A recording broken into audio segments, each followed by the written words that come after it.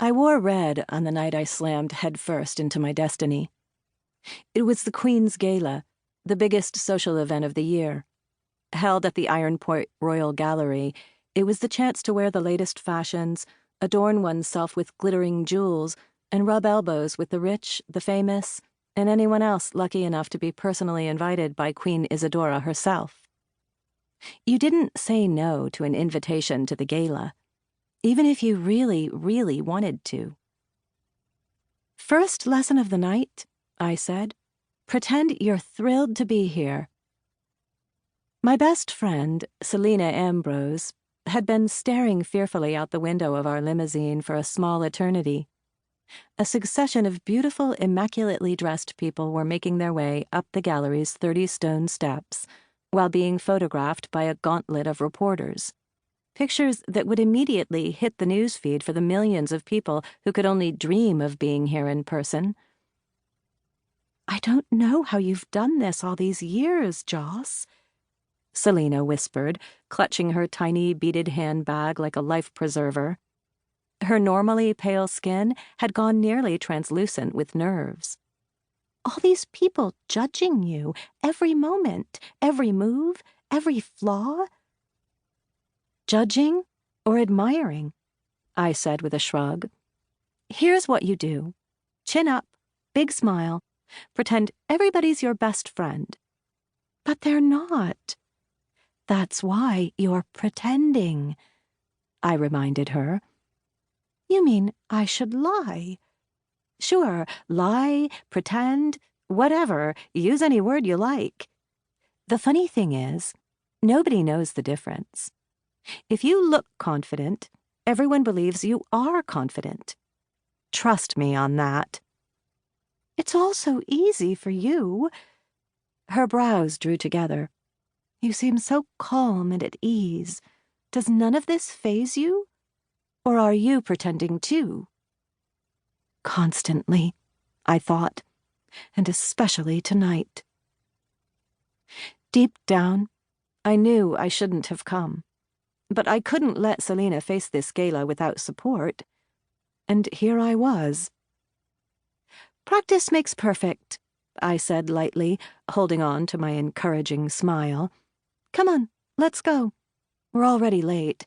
If we're any later, your father is seriously going to kill me. Are you ready?" Selina nodded stiffly. "I think so." "Excellent." I motioned to the chauffeur standing patiently outside the limo, and he opened the back door. I stepped out of the car with my best friend right behind me and hooked my arm through hers. "Let's do this." At first sight of Selina, Prime Minister Regis Ambrose's gorgeous, red-headed 18-year-old daughter, and the equally stunning blonde 17-year-old yours truly, 100 flashes went off, and we began making our way up the stairs. A big, shiny smile for the cameras came easily for me thanks to my lifetime of practice, and 7 Queen's Galas behind me. For Selina, though, this was the first major event where she'd been a huge focus of attention. "You okay?" I asked her under my breath. "Okay enough," she replied through a pained smile. Then her gaze moved to the top of the stairs. "My father doesn't look happy." I followed her line of sight to see the father in question, who was currently glaring down at us. Or, rather, glaring down at me. The Prime Minister had wanted the 3 of us to arrive together, but the black dress I'd already bought was just not right. The delivery of the scarlet-red satin perfection currently wrapped, zipped, and snapped snugly around my body had been unfortunately delayed, and we'd arrived late. Fashionably late. Still, it wouldn't have mattered if I'd been 10 minutes early. Selina's father had never been my biggest admirer. He'd always considered me a bad influence on his perfect daughter, so he would have been delighted if I'd chosen to stay home tonight. But that wasn't going to happen. Something was bothering Selina, well beyond her understandably high level of social anxiety, and I was bound and determined to get to the bottom of it so I could help her deal with whatever it was. We didn't have secrets between us. Zero. Zilch.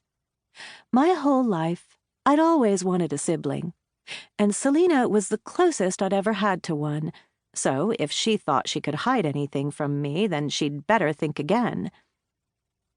The Prime Minister beckoned to Selina with a curl of his index finger. "Go," I told her. "I'm going to let him have you all to himself for a minute while he cools off.